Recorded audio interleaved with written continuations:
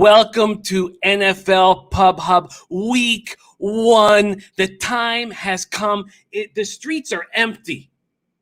Everybody is inside, ready to watch Week 1 of NFL football. Thank you guys so much for joining us here on Pub Sports Radio, our brand new show. And what a group of cappers we have joining us today on screen and in the chat. On screen, Rob Bebenik will be on here shortly. Rob has added a bunch of player props. I tweeted them out. He also added a first quarter look that I tailed immediately. I'm trying to stay off the player props. I'm trying.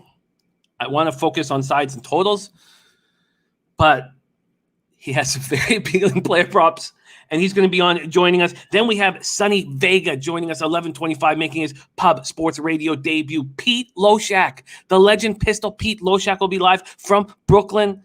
11:40 at 11:55. Sharpie will be joining us at 12:10. Ski Profit, and then to close it up, our headliner Big Ragu in this joint. Man, it feels good to be alive. Happy Sunday to all of you. Brian Watson in the house. We got Aaron Maybe ready to get to work. Bruce Shad, Detroit's finest. Razor Sharp Picks in the house. Jake Kaiser, Leo Leon, Burgundy Bets, Lit Picks, Craig Wood, Danny Lopez. I love Danny Lopez. Gotta get Danny Lopez rolling with us as well. Ken Mizrahi. We got R. Said, told y'all Gators first half easy cash. Yes, I did not deliver the goods in week 2. College football. Still healthy in the black on the season, but disappointing. And stuff I stayed off all cashed and disappointing. Adam Lastman, Jordy Nordman in the house, Rob Miller, Damon Santori, B-Ball 619, Nut Flush Allen, all you guys, thank you so much for joining us. We need to get to work right now. There's Birdie ready to go. Sandry ready to eat. Jake Kaiser with Vikings, Bengals over 47. Can't wait to break all of this down. So we have a great group of cappers joining us throughout up until kickoff. It's going to be very exciting.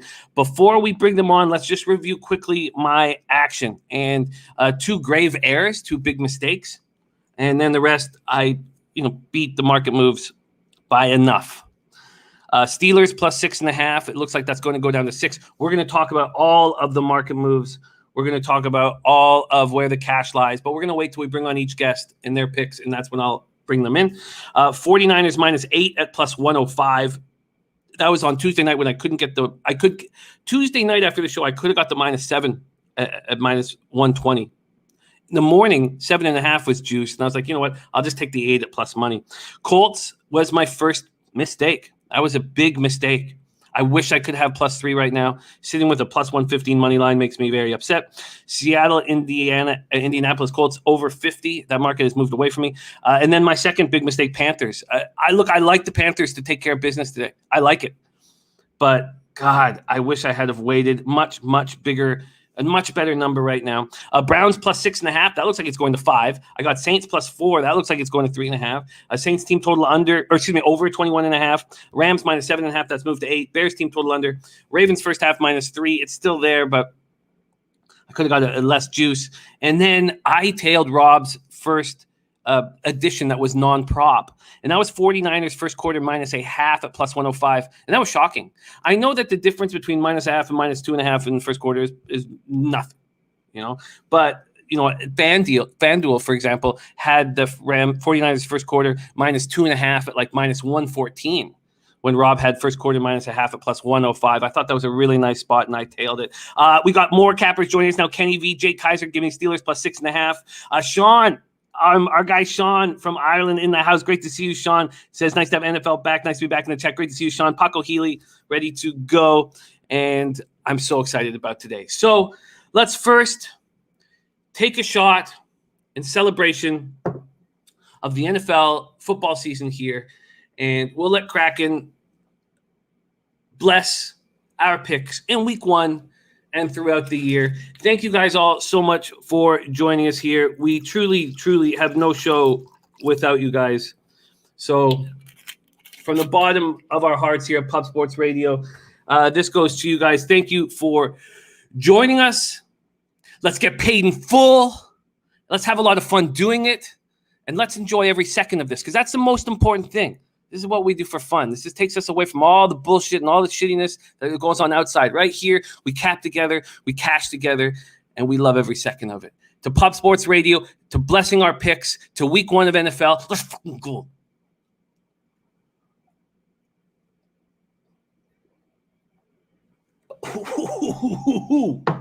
Shit. It is now time to bring in our first guest of the evening, my co-host on Tuesdays. I absolutely adore working with this man. A very sharp football capper, was a great football player in his day, and is now getting paid off of it. Please welcome our first guest of the show, my man and yours, Bebsy. Bebsy, what up, my man? How are you? Jimmy, what is happening? Good morning. Congrats on the early start with the Kraken. I'm into the beers too because I know you guys don't like it when I'm not drinking. So fuck it. It's 11 a.m. It's football day. Let's have some fun. All right. You were a little touchy there off the start with your internet, but now you're going, and we can see clearly that you're on the sauce. So you look great. We're live. Hey, Jose, thumbs up. Right, we're smooth here now. Okay. Bebsy is in the house, and Bebsy, it is a treat to work with you, and you have now 3 extra minutes. I wish I gave you more than that. So we have 18 minutes with Bebsy, and then we're going to have 15 minutes with each capper. Let's just quickly go over what Bebsy's first action was, and let me move that here. Bebsy, your picks here, you are on right now, and we'll just quickly tell us if you're less comfortable or more comfortable. We have Titans -3 at +102. Titans -3 at +102. And across the board right now on that Tennessee spot, there is a 2.5 right now at Pinnacle. And when we break down your games here that you want to break down, this is the second game. So why don't we wait on that? The only game that you are going to be touching on that you've already locked in is the Chargers. You got the Chargers as a pick 'em. They're now +1.5 or 2. Do you have any concern about your Charger spot? Really don't. Honestly, I have too much faith in the Chargers right now with a new coach, a healthy Derwin James. I think Justin Herbert's going to pick up where he left off, and that O-line, new and improved. I'm confident in the Chargers this week. I like it. Confident in the Chargers this week, but market moving against them. Let's move on to the next spot here. And on Bebsy's card, week 1 action. So I got all these different things up here. The next look on your card is a game that we're not going to be discussing quickly, and that is the Dolphins Patriots under 44. Dolphins Patriots under 44. And here we go. Let me pull up that market move. That's now down to 43.5 or 43. So you either beat it by a point or a 1.5. You feel good about that spot? I'm still happy with all my spots. I know you got a couple that you're not in love with this morning, but I'm still happy with my spots. And then obviously what I added, I got a little out of hand with props. I like to limp into the season, but there was just too many juicy ones that I wanted. Well, we're going to start going over them right now. So the first spot, Bebsy, that we want to talk to you about is your 49ers at Detroit Lions. 49ers at Detroit Lions. You added 49ers first quarter -0.5 at +105. And you are also on the Raheem Mostert over 10.5 receiving yards. Let's just quickly talk about the market move here in this game. The Niners opening up as 7.5-point favorites. They're now 8.5, although BetOnline, UWager, and Sports Interaction has moved it to 9. This total's gone from 46 to 45.5. And then from a cash flow perspective, 63,880 tickets counted, 61% of the tickets and 66% of the cash on the spread on the Niners. So not a huge amount. And then it's very even for the over-under, 47% of the tickets on the under, 54% of cash on the under. So let's start with your 49ers first quarter -0.5, and then let's go into your idea on Mostert. Okay, well, I honestly was surprised when I saw it. I had to do a double take to see if I was reading it right. Because to me, the Niners are a vastly superior team than the Detroit Lions. They're in a better position. They got most of their guys back from injury. They've got a coach that they're used to. I think they hit the ground running. They're fired up. And so to see them in the first quarter at -0.5, you're right. It's not much of a difference between 2.5 and 0.5. But I also think this defense is crazy good. That O-line for Detroit is scary. Hey, I would love to win that on a safety. But I do think I'm just very confident in that bet. I was surprised to see it.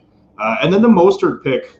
I mean, week 1 last year, he had a little slant route over the middle, took it for like 75 yards in the first quarter of that game.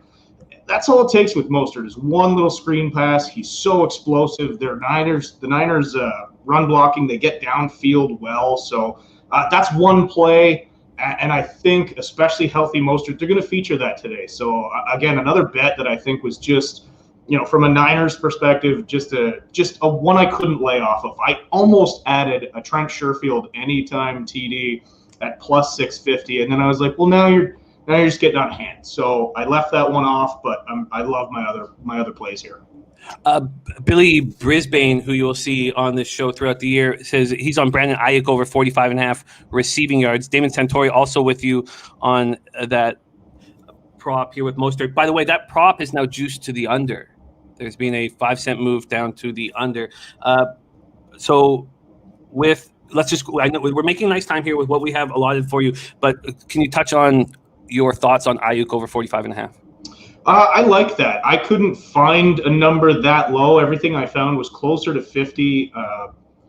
The thing is, if he picks up where he left off last year, he's going to be in the 60, 70, 80 yard range. But Debo's back. Kittle's healthy. There's a lot of mouths to feed on that team. I do think Ayuk is the number 1 receiver, like most talent-wise, best route runner. So I like that. I would have been more inclined to go for the 45.5. I think the lowest I saw it was 49.5. And I don't realize that's not a huge difference, but it was enough to keep me off it. I still like that play a lot. Beautiful. Let's move on to the next spot that we are going to be talking about, and let's we got, I think, about 2 minutes a game here. Arizona Cardinals at Tennessee Titans. You moved on the Titans -3 at plus 102. We have seen the market moving back to Arizona. Pinnacle has just moved this to 2.5. This total is now up to 54 or 54.5, and I almost moved on it at 52 on Tuesday, and I did not. And it certainly looks like that's going to be a mistake for me right now.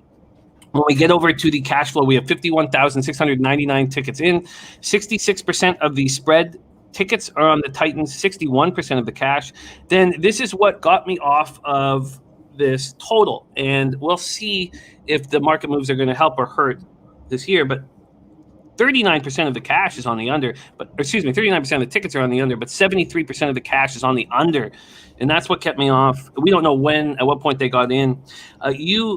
In this spot, you have the Tennessee Titans at -3, and you don't have – and you have Kyler Murray over 41.5 rush yards, which is a bet that you cashed frequently last year. So please break down those two spots.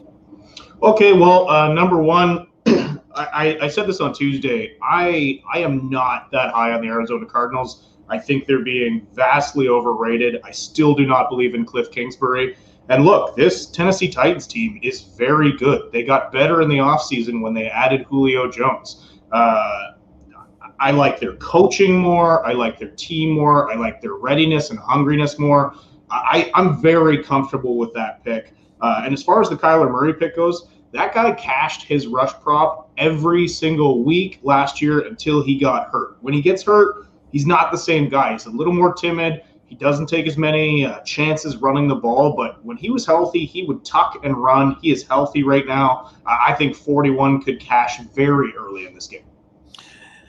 Love it. The next spot you are attacking is the Seattle Seahawks at Indianapolis Colts. Seattle Seahawks at Indianapolis Colts. You will see, and I didn't want the other cappers to know what games. If cappers are all on the same pick or on the same game, that's great. We want to know that. So all the cappers don't know what each other is on right now, and I purposely did that. So Colts opened up as -2.5 favorites. They're now plus 3-point dogs, and this total's gone all the way down to 48.5 or 49. And I can't wait to hear your idea on if that is an overreaction. But you're focused here on Jonathan Taylor. Your plans are all based on Jonathan Taylor. You have over 67.5 rush yards. I think actually, because when I line shop for you, I got better than, let me just go over exactly what, probably should have copied and pasted that one. Yeah, over 67.5 rush yards at minus 120. And you're on anytime touchdown at minus 110. So take it away. Tell us about your look on Jonathan Taylor here. Yeah, I just think this offense has to run through him. They can run power.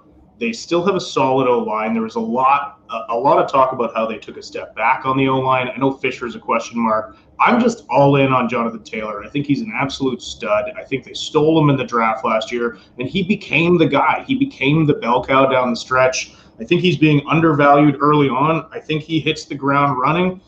So the touchdown thing, again, he's their guy. I trust him to put up at least one score today.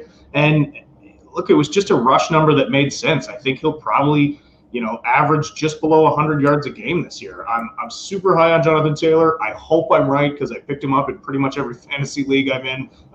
So yeah, I have to believe it. I'm doubling down on him right now. And I love what Jonathan Taylor brings to that team. And especially with Wentz being a bit of a question mark, I think they really lean heavily on that run game.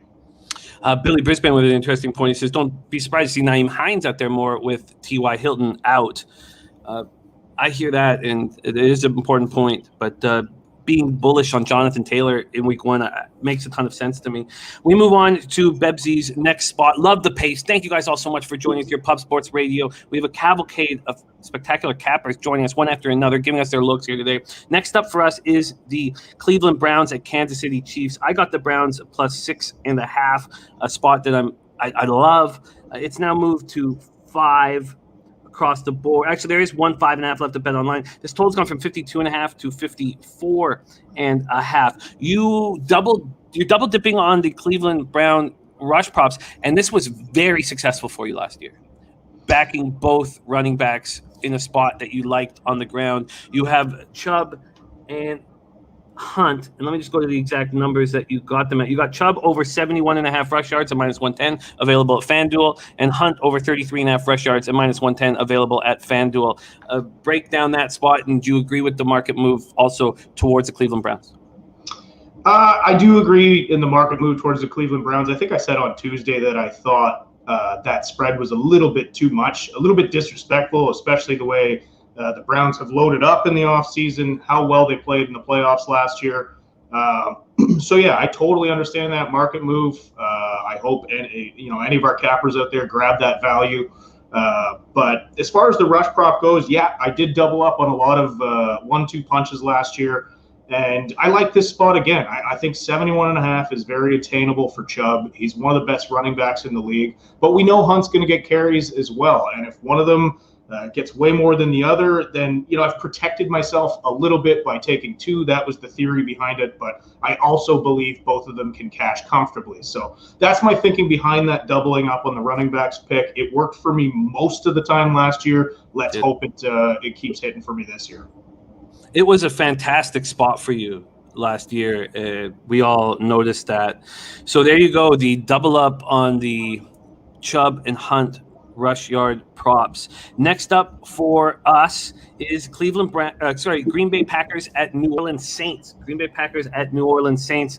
So I have New Orleans at plus 4. Had I moved on it on the Tuesday night after the show, when I just wanted some more time to sit with all the information there was after that 3-hour show, that was a mistake. And I won't do that moving forward. But I got 4. It's now at 3.5. And this total is at 49.5. And I have the team total over for the Saints at 21.5. You have Alvin Kamara over 54.5 rush yards. Kamara over 54.5 rush yards. Let's see what kind of... Oh, that went up 54.5 because you ended up getting 57.5 rush yards at minus 110. I believe that was being hammered at the books by the time I put that in because bet 365. I have to double check, but I believe Kamara was over 60 at that point, and that was my fault for not getting that in fast enough. That's another thing. We're going to be honest. We're honest about all our action, but we also won't give out stale lines ever. And so if we're going to be putting a play out, we're not going to say, oh yeah, I got it way better 3 hours ago. No, we're going to give you what it is right then, and that's something we pride ourselves on. So I apologize. That was my fault for not getting it in fast enough once I locked it in, Bebsy, and I apologize, and I hope that doesn't cost us. I'm going to put an asterisk beside it because I hope it doesn't cost us.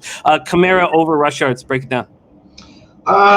Yeah, again, this has a ton to do with the fact that it is a new quarterback. Well, not a new quarterback, but a new-ish quarterback in Jameis Winston, which I said on Tuesday. I'm behind Jameis this year. I've got a lot of faith in him.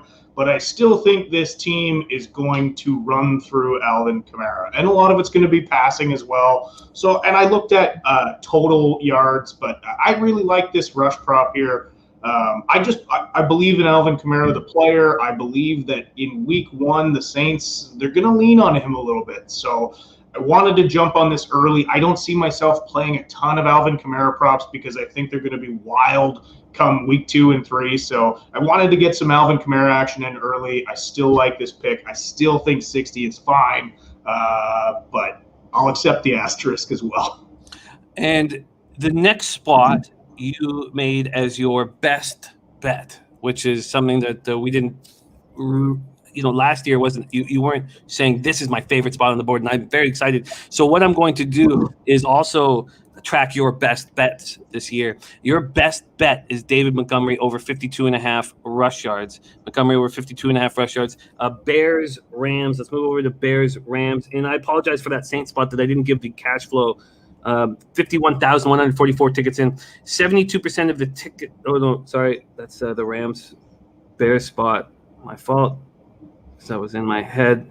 Okay, why don't we? So here with the Packers, Saints spot, 71% of the tickets are on the Packers, public. 43% of the cash. I love that shit. And then 36% of the tickets on the under, but 72% of cash on the under. It makes me a little uncomfortable with my New Orleans Saints spot.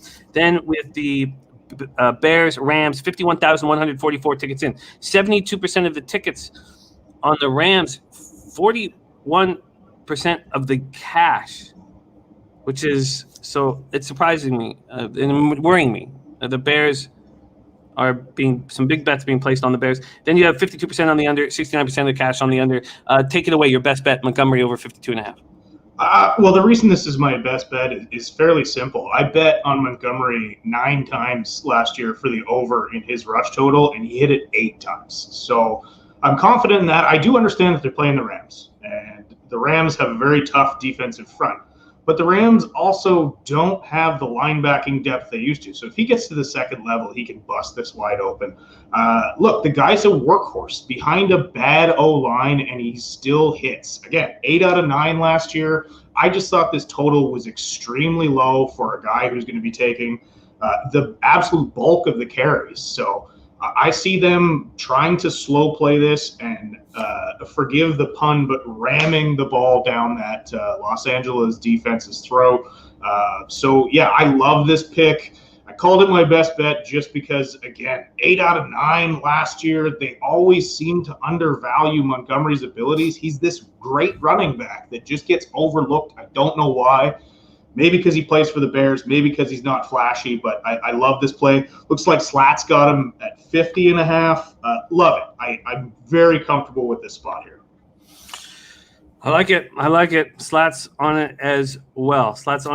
And 50.5 at Bet365. What did you end up having to take? Yeah, you got 50.5. Sorry. So yes. So FanDuel had 54.5. Bet365 had 50.5. So that's what you got. You got the 50.5 at minus 160 or minus 120. One of the things we're trying to do is to keep juice down.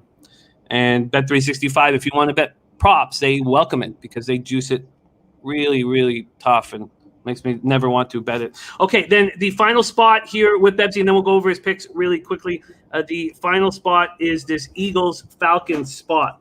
And it is a fascinating game where I came close to backing the Eagles at plus 3.5, but I could not pull the trigger. Right now, the Eagles open up as 3.5-point dogs, and they're back to being 3.5-point dogs. But they've been 3-point dogs for the last few days. From a cash flow standpoint here in this Eagles spot, we have 44,511 tickets in, 57% of the tickets, 69% of the cash on the Falcons, and then 42% of tickets, 58% of the cash on the under. And your look here, Bebsy, on this spot is the Kyle Pitts anytime touchdown at plus 160. It was plus 160 at FanDuel, plus 120 at Bet365. Take it away. This was my fun play of the week, but I love everything about Kyle Pitts. The guy is an absolute stud. I said on Tuesday, I'm pretty sure he's the one who got Kyle Trask drafted. This guy is an absolute baller. He looked like a stud in camp. He looks the part, and I really think they're going to get the ball to him. Matt Ryan knows talent. He's been around a ton of it. Julio Jones is out of the picture now. You've got this huge-bodied, sure-handed receiver with great moves. In the red zone, he is going to be money this year. I'm a huge Kyle Pitts guy. Again, doubling down on this guy. I went hard for him in fantasy. I went hard for him in a dynasty league. I love what this guy brings to the table. I'm excited to watch this guy's career. Just the football nerd in me is so excited about an actual freak. Like, his size and speed is crazy, and I think he's gonna make an instant impact in the NFL. He's gonna be so fun to watch. So I just wanted this bet. Big part of it being a fan, and it also made sense. So last year we saw Bebsy fire to the gate with an extremely impressive record, and he kept it really tight. This year he's opened it up week 1, and so have I. I'm so nervous, so fucking nervous for us. I know. I went against everything I know, but I saw some of these props yesterday, and they were too juicy to walk away from. So here we go. But on Tuesday, Bebsy's on Titans -3 at plus 102. Chargers as a pick'em -108. We know the market's gone against them there. Miami, New England under 44. He added 49ers first quarter -0.5 at plus 105, and I immediately tailed it. And I couldn't believe it, really. And we know these books don't give shit away. So I'm very curious to see if this catches for me. Props for Bebsy. Kyler Murray. Oh, let me move over here to give the exact number. Kyler Murray over 42.5 rush yards -110. Taylor over 67.5 rush yards -120. Chubb over 71.5 rush yards -110. Hunt over 33.5 rush yards -110. Kamara over 57.5 rush yards -110. Montgomery, best bet over 50.5 rush yards -120. Pitts anytime TD plus 160. Taylor anytime TD -110. Mostert over 10.5 receiving yards -115. And there you have it. Bebsy, can you tell us where we can follow you on Twitter? And thank you for putting in all this hard work and sharing it with us. I think I'm _Bebsy on Twitter. That's how long it's been since I've pushed myself on it. But Rob Bebenick is the name. Check me out on Twitter. I'm on the other formats too. Just look up my name, but it's _Bebsy. But yeah, guys, there's a ton of great cappers. I got to get out of here and let them take center stage. But you guys are the best. I love it. I love how many of you guys are in this chat this morning. You guys make this show. So let's have a great fucking day and let's get paid. I love it. There he is, Rob Bebenick, with us. You can catch him every Tuesday night here on Pub Sports Radio, breaking down the entire card. Next up, making his Pub Sports Radio debut, the man, the myth, man. Sonny Vega in the house, the real Sonny Vega. Sonny Vega, welcome, dude. Hold on, Jimmy. Yeah. We have a little change. We're going with the Guapo Man first, actually, sir. Okay. Yeah, we're gonna roll with the Guapo Man. He's well, hungry. I love that. I just would have rather made it look.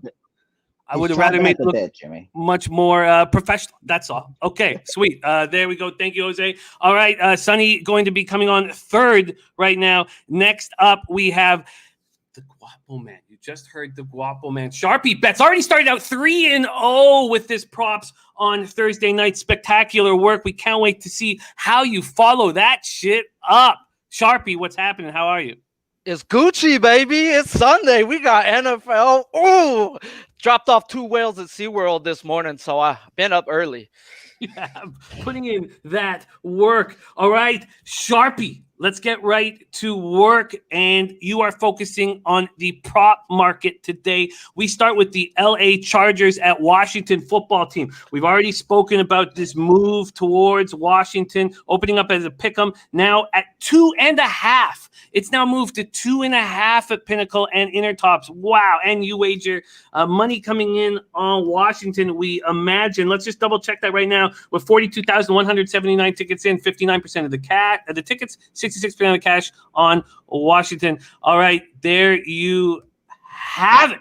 Sharpie, Chargers, Washington, how you getting paid? Man, like Bebsy was saying, guys, earlier, shout out to the chat. Smash the like I smash BBWs, guys. This is prop time, guys. The first 2-3 weeks, just like baseball, the books are not going to adjust until the third week. This is time to attack props, and this is time to eat and heavily bet. This is like, I get it. They're a little scared. It's week one. I don't want sides and totals. I want props. And this is where we're going to go. I'm going to a ladder play, guys. So I'm going to take 0.25 units on at least 8 catches for Keenan Allen and 0.25 units on at least 9 catches for Keenan Allen. And I'm going to put a half unit on anytime touchdown for Keenan Allen. Ooh, wow. Allen, 6 out of 13 games played last year, had 9+ catches, scored a TD in 4 of those 6 games. Not that Allen needs any help, but Darryl Roberts will be covering him, and he is not the type of corner you want backing a guy like Keenan Allen. He allowed 1.99 PPR per target, 7th worst among qualified corners last year, and allowed an absurd 69% completion rate. Keenan Allen don't drop the ball, and at a 69% completion rate and no Hunter Henry for Herbert, I expect Keenan Allen to get peppered and peppered often. So Keenan Allen ladder played up. I'm also on 1 unit over 61.5 yards receiving at BetMGM. I think it's a Keenan Allen type of day. Hunter Henry is not there, like I just said.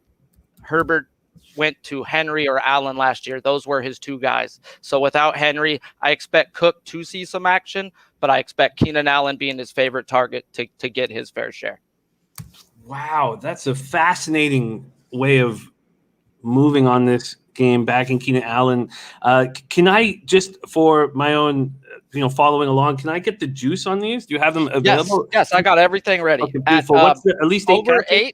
8? Over 8, I had to use Bovada for this. It's at plus 142, and it's at least 8, not over 8. It's at least 8. Yeah. So 8, and then at 9 is at plus 234. The anytime touchdown is at plus 125. So it's all plus money plays. Wow. And then I'm also on Scary Terry in this game. Scary Terry gonna eat too, guys. McLaurin, at least 7 catches at plus 165 and at least 8 catches at plus 367, a half unit on each one. And I'm going yards over 69.5 for a full unit. It's at minus 110 on FanDuel. Wow. Guys, Scary Terry's being covered by a guy named Mike Davis. Mike Davis, not the running back of the fucking Atlanta Falcons, guys. Mike Davis is a bum. There's a reason why this man got targeted 107 times, 6 most in the NFL last year, and allowed 63 of those passes to end up in completion, a 61% completion percentage on this cornerback. Ryan fucking Fitzpatrick. I've been screaming the praises of this man, and in Miami, I would love me some Parker props. With Fitzpatrick, you don't want to look at tight ends, guys. He doesn't look at the tight end. He didn't look at him in Miami. He peppered his wide receivers, and he peppered them hard. So I'm on Scary Terry here. I expect Fitzpatrick to light up Mike Davis. And yeah, this is a wide receiver day for me. Scary Terry, at least 7, at least 8, and over 69.5 receiving yards. Just for my own notes, what's the at least 7, at least 8? The at least 7 is at plus 165, and at least 8 is at plus 367. Mind you, guys, he was at 4.5 this week at Tuesday when I first popped up my bets, and now he's at a 6.5. There is no Curtis Samuel. There is no number 2 wide receiver. So people are catching on that, oh, crap, McLaurin's going to get peppered. And McLaurin averaged 13 yards a catch last year, guys. And if I expect him to get 7 catches, there's no way I cannot play his yards. I love it. I'm loving this very, very much. Do we move on to Atlanta, Philly, or you have more on? Those are the 2 bets I've got on this one. Beautiful. Okay, we move on to Atlanta Falcons at Philadelphia Eagles. This total opened up at 47. It's now at 48.5 or 49. The Falcons opened up at 3.5-point favorites. We saw it go down to 3. It is now back at 3.5. Red Girl already came in saying that she wants to back the Falcons here. Red Girl, we gave you a ton of shouts out for your birthday on Friday, and Native Queen jumped in the chat to give you a shout out for your birthday too. There's a ton of love for you, Red Girl, as we hope you know. Let's move on to Falcons, Eagles, and then the cash flow here: 369 tickets in, 57% of the tickets, 69% of the cash on the Falcons, and then 42% of the tickets, 61% of the cash on the under. Take it away, Falcons, Eagles. Say it with me now. Olamide. Olamide. Olamide Zaccheaus. Okay, guys? This is going to be your new fucking favorite cash cow. Thank me later, okay? Olamide Zaccheaus reception yards over 19.5 at minus 115 at BetMGM. Or at 20.5 minus 105, depending how you guys want your juice over on FanDuel. Guys, he's at freaking 19.5 yards, okay? His average books last year, his average reception to the books was at 34.9. I'm getting 15 yards of value for what? For Julio leaving? Whoa. I don't get it. So I'm going to keep breaking into it. Because everyone on Ridley engaged this week. That's why we're getting money on Zaccheaus, okay? If I look into the reports, all the praises on Zaccheaus. Matt Ryan been with this kid all summer long. The coaching staff, they've been adding plays. They've been talking about using him as a number 2 at times. The Philadelphia Eagles guys have switched their defense to a cover 2. Shout out to Billy Briz for that info.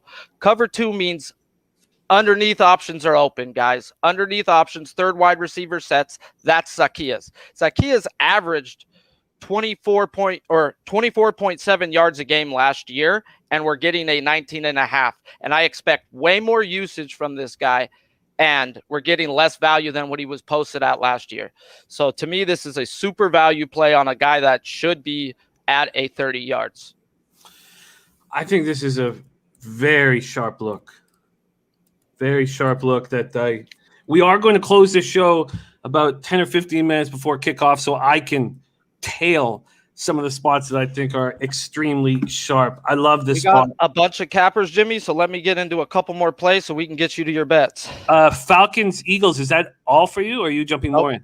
Mike Davis over 2.5 receptions, minus 106 on FanDuel. I bet it at 3 guys at minus 101. It's pretty much the same thing, at least 3 over 2.5. Same damn thing. Mike Davis last year averaged 4 catches a game in 14 games, with McCaffrey in 6 of those games, guys. Without McCaffrey, he was getting 7 catches a game.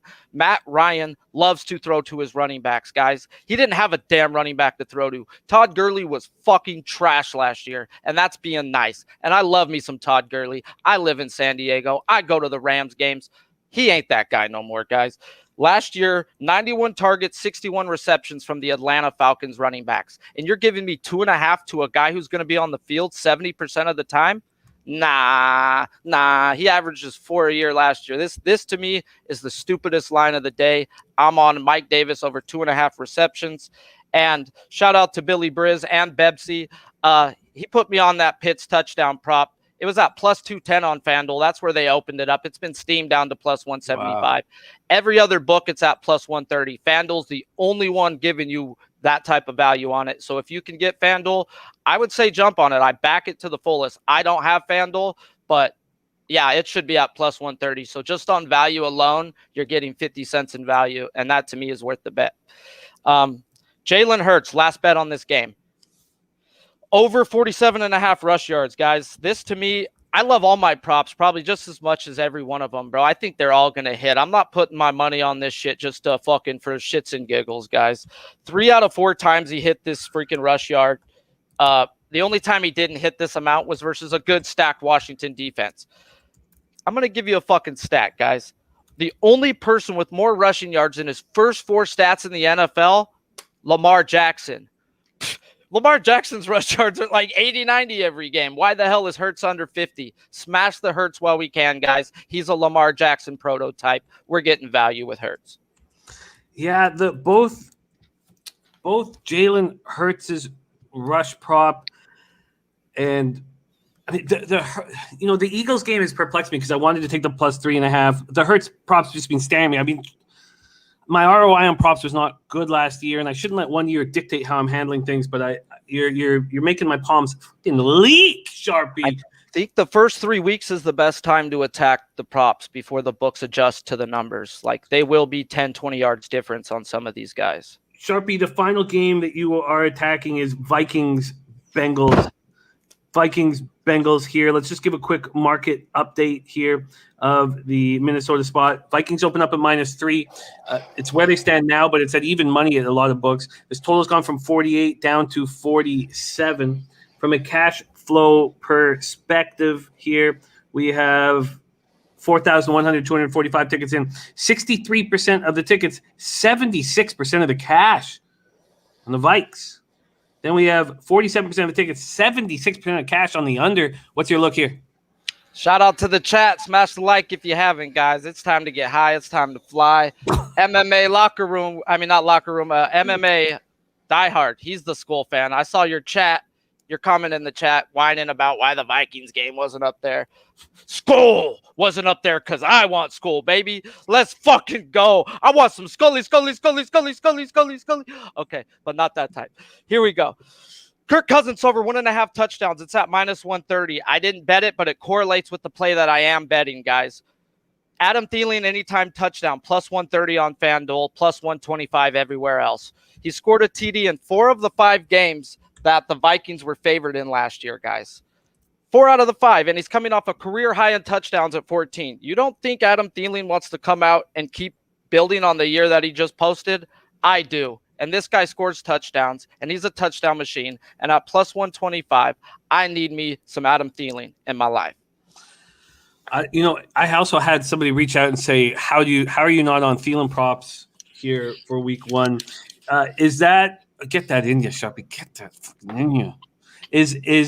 Are there any other additions with Vikings Bengals? Yep, best bet of the week, guys. 2-unit play for me right here. I wanted this play all week long, and I watched the number go down into today before I bet it. T. Higgins, over 57.5 receiving yards, minus 111 at BetMGM. Minnesota's a bottom 10 versus the pass last year, and I expect Jamar Chase to draw the number 1 coverage. When Green drew the number 1 coverage last year, Higgins seen 8 targets a game, averaged 5.5 catches with a 14 yards per catch. His catches is at 4.5 minus 148 on the books. So they expect him to get 5.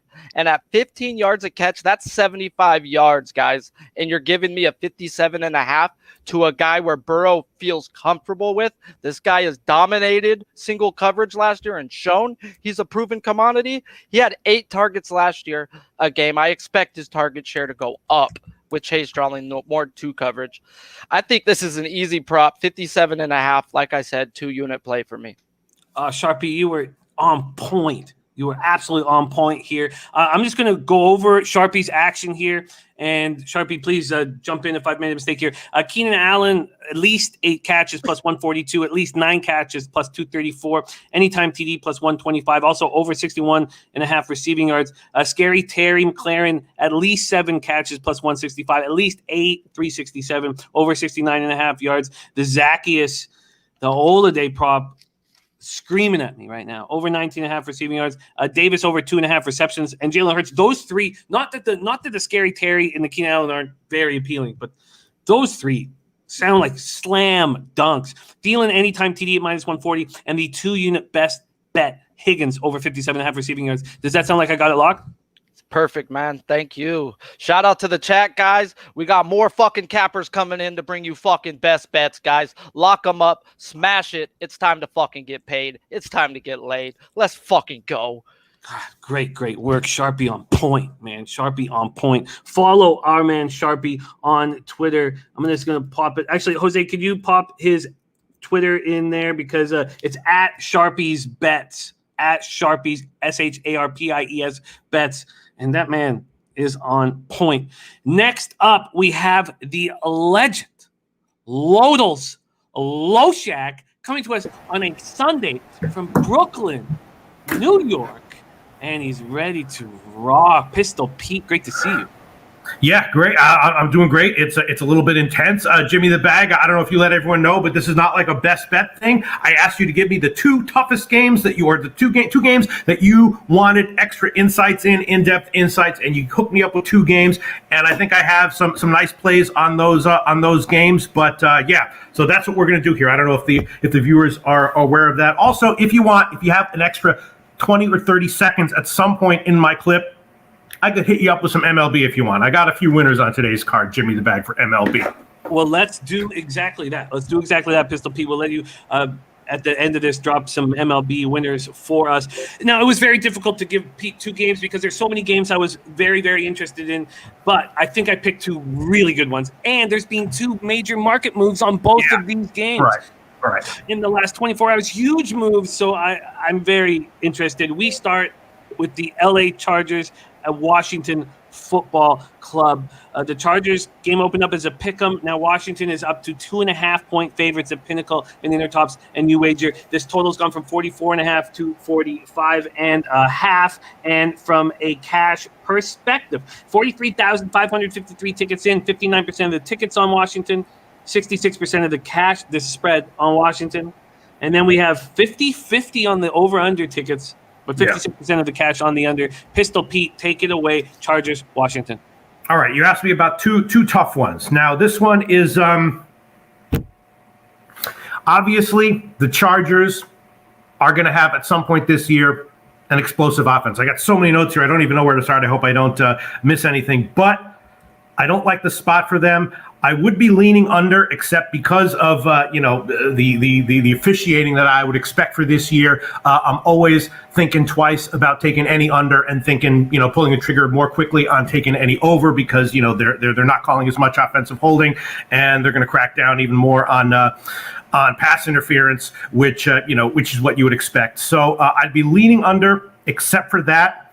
And have to be leaning Washington here. The Chargers just haven't, they've got the new offense that is probably at some point going to be very effective, and it might be effective from minute one in this game. But I think the educated guess is that it'll take a little bit of time to really start clicking. The Chargers didn't play a lot of starters in the preseason, which is not good when you have a whole bunch of new offensive schemes, and of course it's also additionally even worse going on the road against this kind of defense. A defense, I think the numbers for Washington's defense last year were a little bit inflated because they played kind of an easy schedule, but mostly legitimate, and according to my analysis, probably improved over last year to boot. So Washington's defense, until they get banged up, is going to be elite. Not a good matchup for the Chargers, despite how much they have on offense. And, if you're looking for a prop, Washington probably will try to establish the offense through Antonio Gibson, I think. So maybe some Gibson over yardage props might be worth a shot. And, even with the line move in favor of Washington, I'd still be leaning that way. And I guess I lean to the under, despite the fact that, I'm very nervous about taking any under in the NFL right now, especially a low total with potent offenses going. But and when it moved to 45 or 45.5, I liked it a little bit more. So I'll make both of those picks official here, Jimmy the Bag. What am I seeing here? I'm seeing a 1 or 1.5. All right, I'll give a 1.5. Washington minus 1.5, and totals going up, which doesn't surprise me, concerns me a little bit, but not that much. Under 45.5, I'll make that one an official pick as well. And maybe the first half under I like a little bit better to boot. What do you think, Jimmy the Bag? I like it a lot. Does that agree with how you were looking at this game, or disagree with someone you went head-to-head with? This game Shit. I wanted to bet the Chargers, but I couldn't. Why did you want to bet the Chargers? I don't want to bet, although I love the coaching moves. Right. I don't want to bet on a first-year head coach, a first-year offensive coordinator, a first-year defensive coordinator, and a second-year quarterback who's in the top 3 for MVP. I just feel like there's too much pressure on them in this spot against a team sitting at home. Now, the home road and travel is not an issue for me in week 1, but right. I'm afraid to back a team with that much pressure and that much new thoughts. And you made a very important, salient point that they did not play their starters in the exhibition season. And I wanted to back the Chargers, but it was an impossible back for me. Right. So why don't you back Washington then? Well, I think at 2.5 or 2, and you got the 1.5, which is available right now, minus 114 at Bet Online. So now this is maybe a mistake, Pete, and we can discuss this more and more as we get things together. But when I have a thought or a plan, and then the capping kind of takes me off of that plan, I don't just move to the other side. I just stay off. And maybe if I was better, I would then move to the other side.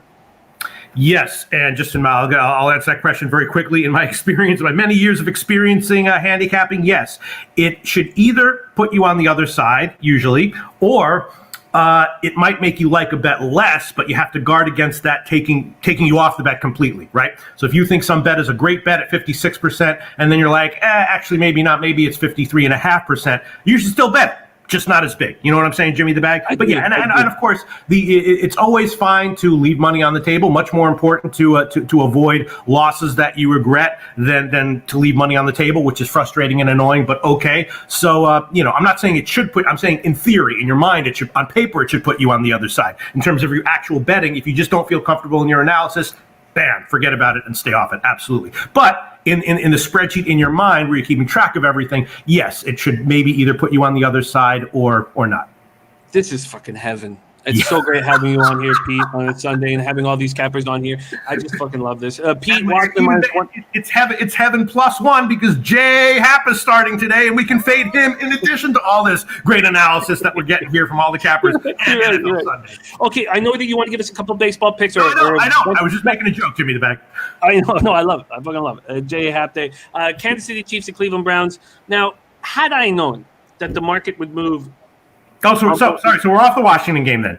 Yes, are you have Washington -1.5, -114, the under 45.5. Yeah. No, I just and also I have so many like factors here. I just wanted to mention that obviously people are talking about the Slater against Chase Young matchup, right?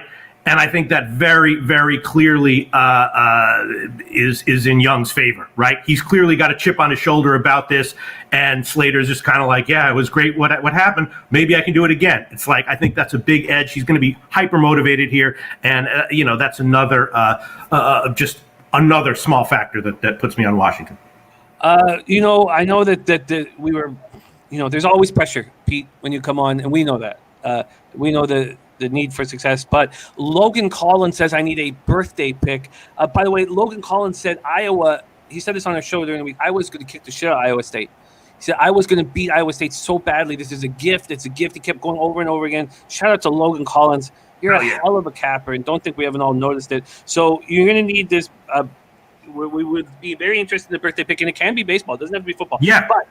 But let's get rolling into Kansas City Chiefs, Cleveland Browns right now. And look, you guys know I'm on the Browns +6.5. The only AFC and Super Bowl futures I bet were the Cleveland Browns. The only ones. I have them over 10.5 wins. I have them to win the division. And I have them +6.5 here. And the fact that it's gone down to 5 makes me confident. And maybe I should have given you a different game, but I didn't think it'd be moving this drastically down to 5. Let's just go over the cash flow here before Pete rolls into it. And we have 52,518 tickets in. 64% of the tickets on the spread are on the Kansas City Chiefs, but only 48% of the cash. I love that shit. 36% of the tickets on the under, but 56% of the cash on the under. Pistol Pete Loshak here on a Sunday, coming to us from Brooklyn. Kansas City Chiefs, Cleveland Browns, take it away. Yeah, I was gonna say if you gave me a free bet on the side, then it would have been on the Chiefs at 6. Although that makes me extremely nervous. I know that the offensive line is a big question for the Chiefs, but I think more likely than not they're probably going to be okay here. And obviously you can't downplay or the fact that it's just very, very tough to go into Arrowhead and in any situation, especially in a huge game like this.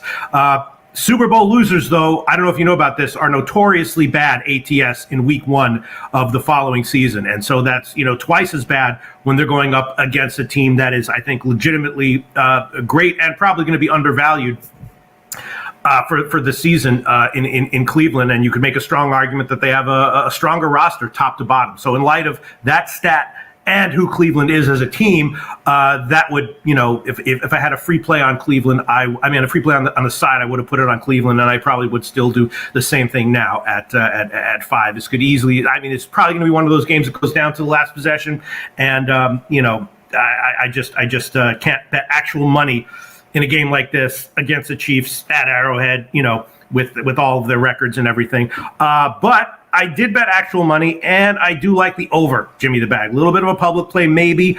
But, Mahomes I mean, yeah, the offensive line might not be as, great as it will be in upcoming weeks, but they're going to be fine. The refs will probably help them out a little bit, and the Chiefs will put up a bunch of points. I mean, maybe they won't win the game, but they'll put up their points. I mean, probably nothing's guaranteed in sports betting.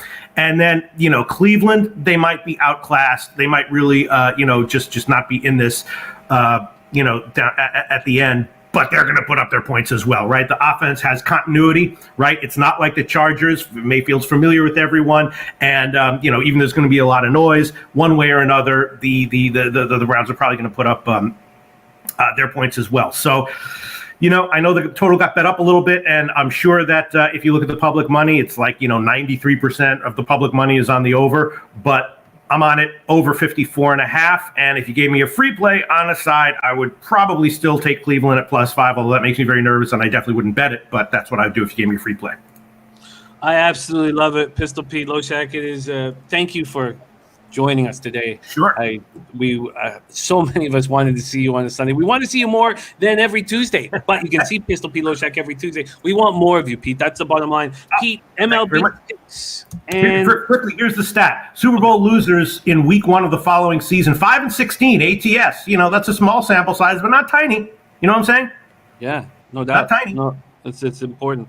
Brady says, damn, Pete, I'm all over the under in Chiefs game. Yeah, you could. I mean, look, there's a lot. I mean, first of all, the Browns might employ a game plan to shorten it as much as possible, and then yes, you're going to get an under. It's not a. I might be wrong, and if I am right, it's probably only a 54% play. But we'll see. That's my analysis. I love it. Pete, MLB Picks. Quickly, you wanted to share with us and a birthday. Yeah, sure. Yeah, I mean the total in the Browns game, I might be wrong about, but my analysis and handicapping of J Happ being absolute ass and an auto fade. No, I'm not wrong about that, Jimmy the Bag. No, I'm right about that. And I've been betting it, and that is in play once again today. And he's starting Sonny Gray a little bit iffy, and the line is a little bit is surprisingly low. I took Cincinnati first 5 at like -130, and I took the Cincinnati first 5 team total over. So I don't exactly know why the Reds are such a small favorite there, but I took it. And also, we also know that Aaron Nola is having some issues, and the Rockies are starting a young starter. Wind's blown out in Philly, and the first 5 innings is just 4.5. So I took that one. Philly game, first 5 over 4.5, and I took Cincinnati, first 5 at -130, and I can't even remember what else I took, but there's like 1 or 2 others, but I'll just leave you with that if you want. Jimmy the Bag. Those are good-looking looks. Reds first 5 -130, Reds first 5 team total over, and Rockies first 5 over 4.5. Pete, are any of these picks a birthday pick? Already? Sure. Hold on 1 second. Let me, Logan Collins is his name? Yes. Hold on 1 second. Let me just, Logan Collins, an impressive, God, I love it when people come in. Actually, just a very, very quick shout out. There have been so many, at pretty much every video that I've been in with you in the past bunch of weeks, Jimmy the Bagger, a couple of months, guys have come in and just, given opinions like that. And so often they're just absolutely dead on. Like the time when I took the Atlanta on the full game, but the other guys that were, what's his name, Nutflesh Allen talking about, or Mr. Gokster, who said that Kansas City Royals pitcher that I thought was going to have a good start was going to get abused, and he did. But I won't go into that. So did I. So did I. He got me there. That was a great call. Yeah, you know what I'm talking about. All right, birthday pick. Definitely going to be a fade of J Happ, which was going to be Red Girl's birthday pick last week, except the line wasn't out when the video was going. So it's either going to be the Cincinnati full game. All right, I'll just make it. I'll just not overthink it. Up to 135. All right, Cincinnati first 5 innings, money line -135. There you go. Happy birthday, Logan Collins. Thanks so much, and very impressive with that awesome Iowa game call. Pistol Pete, it's just a treat to have you here rolling with us on a Sunday. Enjoy the rest of your day. Pistol Pete, Washington -1.5 and -114. The under 45.5. KC Cleveland over 54.5. Reds first 5 -130 is your birthday pick. Reds first 5 team total over, and Rockies first 5 over 4.5 from Pistol Pete Loshak. We love you, Pete. Yeah, I love y'all too. Hope y'all cash today. There he is, coming to us from Brooklyn. Next up, making his pub sports radio debut, a man who's just he when he joins us, we dream. We dream not only of his life, but how to improve our life so that it more resembles his life. Please welcome to the show the man, Mr. Sonny Vega.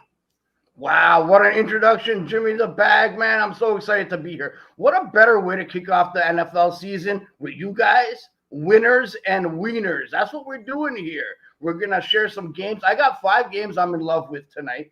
I got a BBB, my bona fide best bet.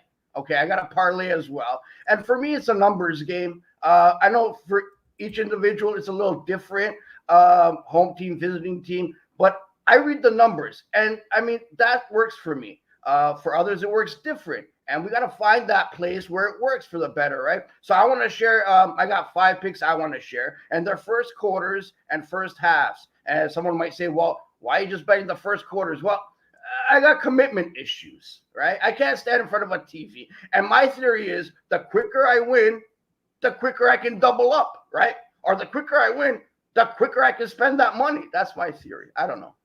That theory makes sense. I have you set up for 3 games, but open it up and add your games.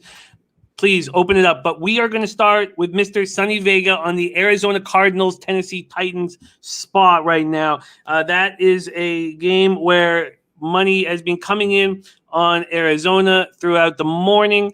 The market is shifting towards them. Pinnacle started it with the – actually, no, it's still just Pinnacle. My fault. Sorry. It's only Pinnacle has moved it to 2.5.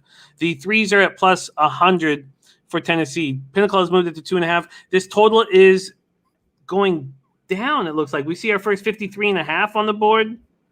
So, yes, this total it went up. So, it opened up at 51. It shot up to 54.5. It's starting to descend. And let's go over again once more the cash flow on this fascinating spot.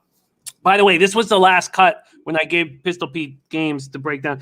56,780 tickets, 65% of the spread tickets on the Titans, 62% of the cash, and then 38% of the tickets on the under and 74% of the cash. Take it away, Sonny Vega, Cardinals, Titans.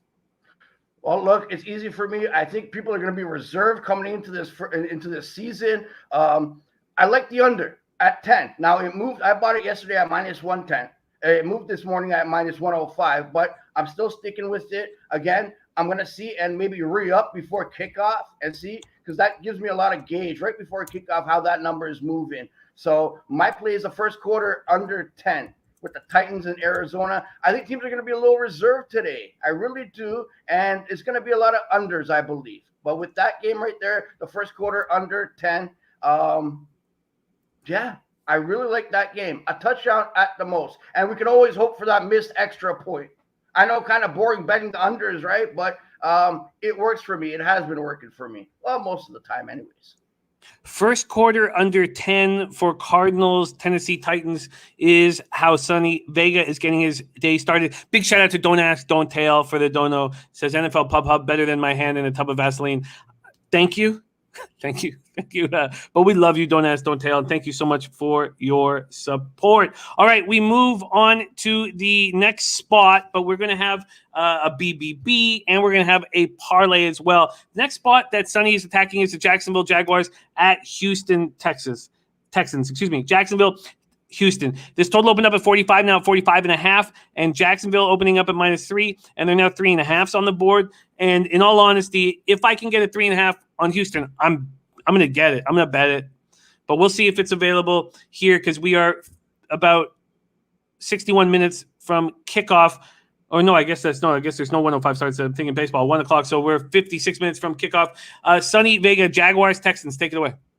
Jimmy, you're making me nervous with the clock countdown for NFL season. I always get anxiety. Like, I hardly slept last night. It's a real thing. And I'm sure everyone in the chat can relate to that. I'm so excited. And the nerves, it's like I'm playing today. Well, we are. We're playing with real money. This is real stuff, right? And the anxiety of going into an NFL season, man, it's amazing. And the fact that you mentioned the time, you know what I noticed? Finally, the NFL got it right.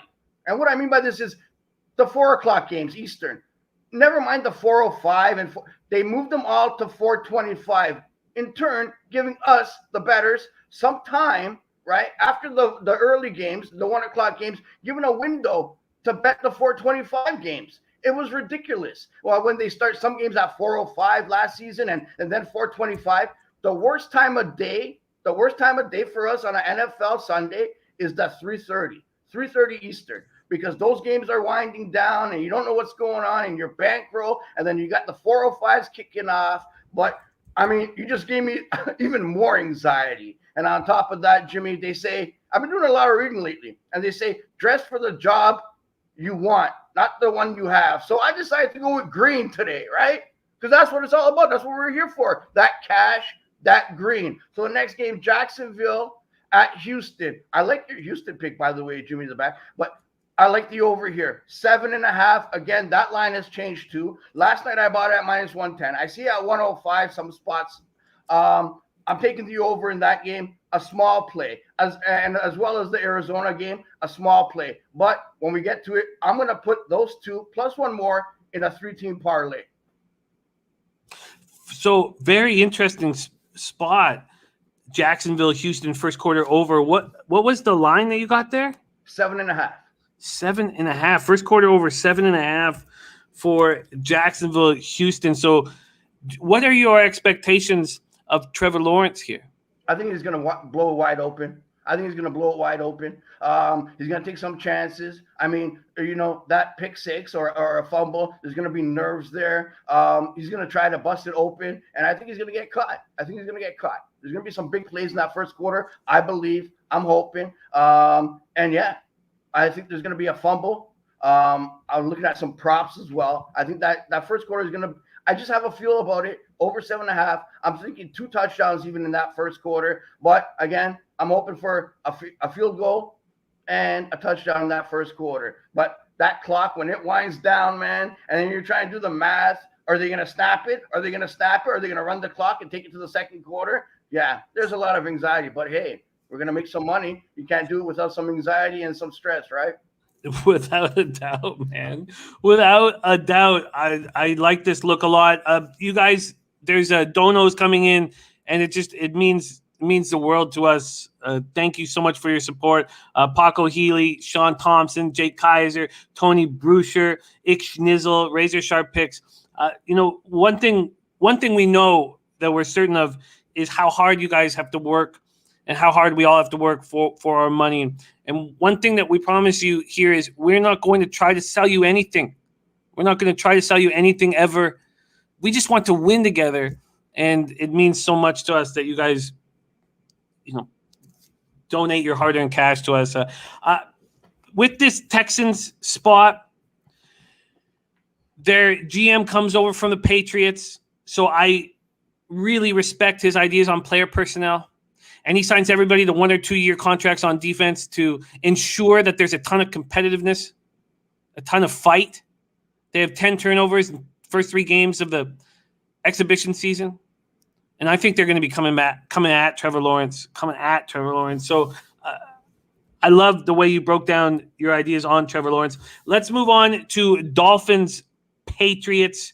I know that you got a couple other games and a parlay that you want to talk about, but you also have a future on the Patriots that I found very interesting that I wanted you to talk about. Dolphins, Patriots next up. Let's move back to full game. I'd move over to the first quarter looks here. Chris Brady, what's happening, my man? Thank you guys all so much for joining us here on Pub Sports Radio. Next up, we have Ski Profit, and then we have the Big Ragu joining us. So Dolphins, Patriots, and I can't wait to hear your thoughts on how you're going to make money off of this game. Pops off at 4:25 p.m. Eastern, and the Patriots are now 3.5-point favorites. And, I wanted the Texans and I wanted the Dolphins, and I cut them because I didn't want too much action. But I couldn't help myself from too much action this week. And we'll see if that blows up in my face. But if I can get them both at 3.5, I'm going to fire on both of them. So it looks like it's going to be 3.5 now. We move over to the cash flow in this New England spot of 425. 35,407 tickets in and calculated. 60% of the tickets on the spread and 60% of the cash on the spread on the Patriots. And then 60% of the tickets and 71% of the cash on the under. This under had early money on the over. It's now moving towards the under. And God, we already know Bebenek is on it. And I'll go over everybody's picks at the end, but I think I might add to that as well. Sonny Vega, take it away. Dolphins, Patriots. Dolphins, Patriots. I'm excited for this game. This is my BBB, my bona fide best bet. All right. The first half, 21.5 under. Now, we know Bill Belichick. I think he overthinks these divisional games, and yeah, they are important, but I really think he overthinks them a little too much. Miami plays them tough all the time. Every team in that division plays them tough, well, except for the JTSSS. But Miami's ruined their season a few times, right? And I think Belichick, they're always tight games. Always. 21.5 is just too many points. We got a rookie quarterback. We got Miami. I mean, they can bust out some big plays, but that first half at 21.5, I like the under a lot. That's my BBB. That's my bona fide best bet. I'm going to single that one out. I'm going to key that one. I'm going to go heavy on that one. And I'm going to add that one with the two other games I mentioned for a 3-team parlay. Titans under 10, Jacksonville over 7.5, and Pats Miami under 21 in the first half. That pays almost 6-1. That's where I'm at there. I'm really going to focus on that game myself. And then we always got in-game, right? And you can get some more good value there. Once you see a touchdown, the line goes out of whack. That is one of my best bets of the day right there. 21.5 under Pats Miami. You know, that makes so much sense to me. It makes so much sense to me.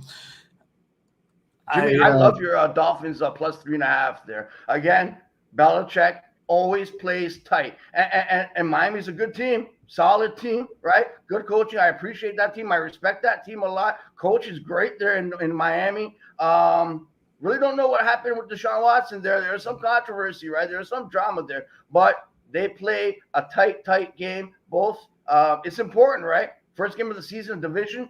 Wow. I think it's going to be tight. And I really like I'm leaning more on Miami plus 3.5 there. Maybe a small play just to tail you, of course. Well, I think I'm going to tail you on this under 21.5. You know, and I haven't moved on the Miami plus 3. I wanted it, but I didn't want to have too much action. I kind of held back. And I did the same with the Texans. But if I'm going to get 3.5s on both of those right before kickoff, I will pull the trigger. And you also, and we talk about homer bets and stuff like that. This is Sonny betting against his Patriots. So Dolphins plus 3.5 is a possibility for Sonny moving forward. Sonny, can you just touch on your idea to back the Patriots to win the division and the number you're getting? Right, yeah. Look, I know Bills Mafia might be upset.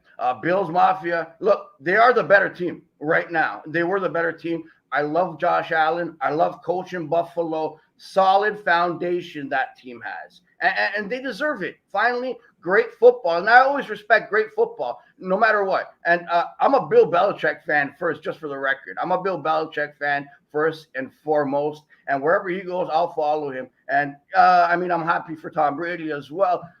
But I have a good feel that the Patriots are going to win that division. They made a lot of moves off season. I think Belichick is a little pissed off. Look, last season was very difficult. There was COVID, right? There was a pandemic. A new quarterback, he got COVID. A lot of people opt out. A lot of players opt out. Bill Belichick's mom died. Like, there was a lot of things going on with the Patriots last season. And not even if those things didn't happen, the Bills were still the better team. And they are now. But I just feel it's not going to repeat itself. Not this year. And, you know, bad things always happen to Buffalo. So that's part of the equation, too. When you put all these variables together, it's like making a soup, right? You add everything together, and then you taste it, and that's what I get out of it. At plus 340, really? You're giving me Bill Belichick at plus 340 to win a division? I'm taking it all day. That's my BBB future. I'm in love with that. I'm going hot and heavy with that one, Jimmy. I really am. Sonny, you're such a breath of fresh air. We've missed you enormously. Can you start? We want more. We need more Sonny Vega on Pub Sports Radio. Let's do it, baby. Let's do it all day, every day. Let's make some money today, honey. But I want to leave a question with the chat. And Jimmy, maybe you can help me out with this if you don't mind. Sure. All right. A few years ago, I started the morning. It was a Sunday, I believe. I started the morning with $200. By evening, I had almost 10,000. I lost it all It was Washington Capitals, Las Vegas Knights hockey game. From 200, I turned it into 9K. And I try to double it up on the hockey game. Now, my question is this to you and to the chat. Did I lose $200 or did I lose $9,000? Oh, that's a fucking riddle. That's a fucking riddle, right? Man. Now, I try to make myself feel good and say, I just lost $200. Don't worry about it. But I guess it depends who you ask, right? That's a fucking riddle, man. Right. Shit. I don't know. You had a wild fucking ride for $200. Wow, chat's lit up. Everyone's saying 9K. I lost 9K. Don't make me feel bad. No, they're right. Look, you want honesty, you come here. You want picks, you come here. Oh, fuck, Sonny Vega. We love you so much, man. We're going to see more Sonny Vega on this channel. Pub Sports Radio is this. You were destined to come together with Pub Sports. You're the fucking man, Sonny. Thank you so much for joining us on our Week 1 NFL Pub Hub new show. You're the man, Sonny. Let's just review Sonny's action very quickly. And it is... Sorry, it's just up here right now. The first quarter under 10 in Cardinals, Tennessee. First quarter over 7.5 in Jaguars, Texans. The BBB first half under 21.5 in the Dolphins, Patriots. And I think I'm going to roll with that. He parlays them all three together for $600. And DJ Big Boss says you lost $200. So we'll let DJ Big Boss lead us through that, man. He's I feel better. Sonny, please follow at the Sonny Vega on Twitter. And you'll see more of them on our channel. Sonny, much love. Thank you so much for joining us, my man. I'll be in touch this afternoon. Jimmy, I appreciate you, my neighbor. Stay good, my dude. I love that guy. We go from Sonny Vega to God. For me? This is everything I always dreamt of in the show. It truly is, and we're trying something different with the six cappers only getting 15 minutes and six cappers, and this is my dream team here. And your next guest will always be a part of any dream team that I put together. Please welcome to the show, Mr. Ski Prophet in the house. Ski Prophet, what's happening? What up, Jimmy? It's good to be back. Here capping with you, and I miss Sonny, man. Sonny always brings that good energy, always making everybody laugh, and it sucks. I remember that day when he had that $200 and turned it into all that money. I'm sad to hear that he lost it. So hopefully he can make it again. He's so magical. Just hanging out with him, like he's everything that I love about gambling: the highs, the lows, the excitement. Sonny Vega just delivers that tenfold for me, and that's why I love him so much. That's why I want him to be a big part of our show and big part of everything we do here at Pub Sports. Ski, I'm so excited to have you here on Week 1 of NFL. And look, we know your legendary status on the hardwood, but I also know that you are a very smart gambler. And it doesn't matter what sport we talk about. When we break down ideas, you find a way of betting it better than everybody else. And I'm excited to hear your thoughts on Week 1. Ski Prophet in the house, Pub Sports Radio. You are watching NFL Pub Hub. We have the first game we are talking about, and it's a game that's near and dear to me because it looks like I've made a terrible error. Oh, God. Every time I look at the market here, I just get sadder and fucking sadder. I couldn't have bet this at the worst time. New York Jets at Carolina Panthers. We now have 3.5s across the board. Not only that, but it's been a 2-point move since I bet it, and there's no injuries to speak of. I'm just quite devastated with the situation here with how I took the Panthers first half in full game very confidently, and now the market is clearly moving back to the New York Jets. We have 49,770 tickets in, 70% of the tickets on the Panthers and 53% of the cash. Can I say, oh, that's just New York money, don't be scared? Or can I say, I'm on the wrong side? The total here, 43% on the under, but 65% of the cash on the under. Ski Prophet, your first game, Jets-Panthers, take it away. I look at NFL and usually all sports, mostly from total perspective, but just what you were talking about right there. And I brought it up in the chat the other day. Like, I'm not a big fan of Sam Darnold. I don't think he's that good. I didn't think he was that good in college. But I do think I'll say maybe Adam Gase was holding him back a little bit. I think his coach now is a little bit better. and he definitely is going to have motivation to beat his old team. Something that you do have going for you. Always good to bet against rookie coaches week 1. You got a rookie quarterback on the road, so I like that for Carolina. I think that the Jets' offensive line is going to have some struggles. There may be some times where they get a big play here and there, but I like that if you have Carolina in your pocket. And I also think some of these Jets receivers were banged up. So hopefully that can make you feel a little bit better about your bet. And also, I mean, you can expect McCaffrey to have success. Even if you want to say you can't trust either quarterback, I think McCaffrey definitely has success. But for myself, I expect Carolina to win. I just can't lay points with Sam Darnold. That's just something I'm not looking to do this year. I do think both defenses are vulnerable. And like I said, I trust McCaffrey. I feel like both teams are going to score here. It total opened at 43 and went up to 45.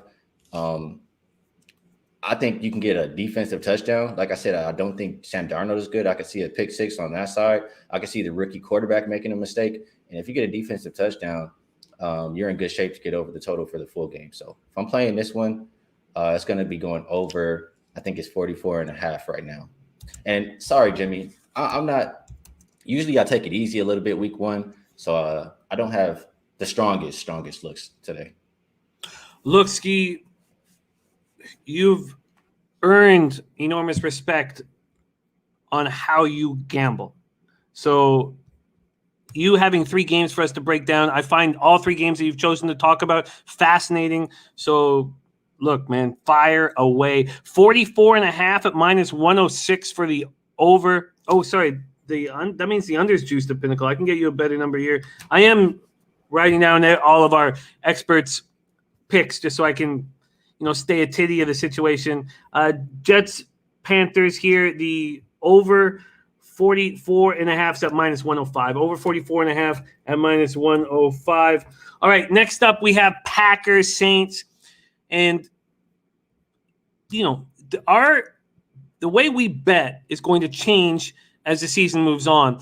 We're either going to have more confidence or less confidence. We're either going to want to focus on the early attack or not. And I was scared on Tuesday night after the 3-hour show, and I just felt like we had so much information, and I just wanted to sit with it for 12 hours, and that cost me the 4.5 with the Saints. I did get the 4. I'm on the team total over 21.5, and we see the market moving briskly towards the Saints here. And there's money coming back in on the over, so it looked like 49s were going to hit the board, but now 50s are back on a couple boards. 49.5 is the total. And then from the spread standpoint, we know that we had 4.5s available to us. Again, Packers only opened as 2.5-point favorites, but that was a long time ago. Now 3.5s and 4s are back. So 3.5 was deemed too low from the betting public, and 4s are back at Pinnacle, Bet365, and Sports Interaction. From a cash flow standpoint, here we have, let's pull this up, this Green Bay spot. 51,000 tickets in now. 29% of the tickets and 54% of the cash on the Saints. That makes me feel very good. 39% of the tickets, 68% of cash on the under. And a big, giant shout-out to Arthur Meade Jr.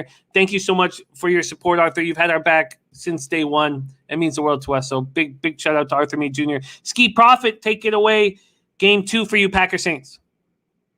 First off, I have to say thank you to Razor for giving me some kind words in the chat before I probably go against his team here. And I see Dennis Trusty saying, this is not Packers versus Saints. This is Razor or Dennis. Who you choosing between? I guess I got you today, Dennis. I guess I'm rolling with you. How I feel about this one, I mean, I know last year when they played, I think Green Bay won with Drew Brees. And I think they played in New Orleans, but I'm not sure that there were fans. And like you said, it opened 2.5. When they were supposed to play in the Superdome, but now they're going to play in a neutral site in Jacksonville, so they reopened it at 4. And how I'm looking at this game, Saints, they're usually not a good bet early in the year, like week 1 and week 2. But when I think back on it, like how many of those games were they really an underdog? You're getting 4 points here, and the defense is still going to be good. Like the defense, how do I say, they kind of held the team together, or they leaned on the defense last year. Like Drew Brees, he wasn't that good. Like you couldn't throw the ball downfield. I think it was more of the defense and obviously Kamara, why they were so successful. Now, like I said about Darnold, I'm not the biggest Winston guy. He threw 30 picks in the season, even though he had 30 touchdowns. But this is what I'll say for him. He for one, he got LASIK. So if you want to tell me he couldn't see, I'll say okay. I'll take that as an excuse. And getting away from Arians, like think about when we saw Tom Brady go over there and start with the Bucs last year. He was running whatever Arians wanted to do, and the Bucs weren't looking good. So I think that the coordinator and the offense for the Saints is going to be a lot better. And just having the arm strength in general is going to have to keep the defense honest. Like they knew Drew Brees couldn't toss it down the field. You're going to have to take that into account when Winston's on the field. So I think that makes the Saints better. I think it's an overreaction with how this line has gone. So I think it's a close game. If it was in Superdome, I have even more confidence for the Saints to win outright. But I still think that they can stay within 4. So do I. Max on record says Winston is a pick machine. Look, we've all made fun of Jameis. We've all made fun of him. We made fun of him for years. He's given us ample material to make fun of him for. What we haven't made fun of him for is going over to the Saints last year, sitting on the sidelines for almost the entire season, never saying anything negative, always being positive, watching how Drew Brees handles himself, and now getting the starting spot that he deserves. Peyton knows that he can get a lot out of Jameis. I think this is a buy low spot on him. And I don't know how good the Saints as a team are going to be. They lost a ton of their brain trust in the offseason, and they had to cut a ton of payroll. But I believe in him for the first time in his NFL career. So, and in week 1, I think it's a buy low spot on him. So I love that breakdown. So when did you get in? Are you in at the 4.5? When did you get in? I took them +4. It was maybe like 2 days ago or so. Yeah, I got the 4. Saints +4 for Ski. I love it, Ski. Next up, we move on to this game that I love so much. And shout out to C-Mac for the donor. All you guys for supporting the show. God, it just we're just getting started here at Pub Sports Radio, and the vibe is just it's so good. It is so good. Okay, next up here, and Leonard Welsh says you lost 9K. So Leonard Welsh, if you it's fine in the stream. I love that question that Sonny posed. Last spot is Browns Chiefs, and you guys know how bullish I am on the Browns this year. It's not we have to put the vividness behind us and trust what we're seeing on the field. That's what I'm doing. I'm on the Browns +6.5, and I'm on the Browns in every which way moving forward. Ski, how are you betting Browns Chiefs? Well, the way, like I said, I want to look at this game is from a total perspective. But I have to talk about the side just a little bit. Like, I don't get it why everybody wants to back the Cleveland Browns today. Like, I feel like they're hyped up every year, and they let everybody down. They played last year, and they lost by 5, but they were getting destroyed. They were down by 16 points at halftime before Mahomes got a concussion. So if I'm playing this game on the side, I'm sorry, Jimmy, but I have to go with Kansas City here, especially like them just talking about like they're coming back with vengeance this year, et cetera, et cetera. I don't see how you play against Kansas City. But for my pick here on the show, I see this game going one of two ways.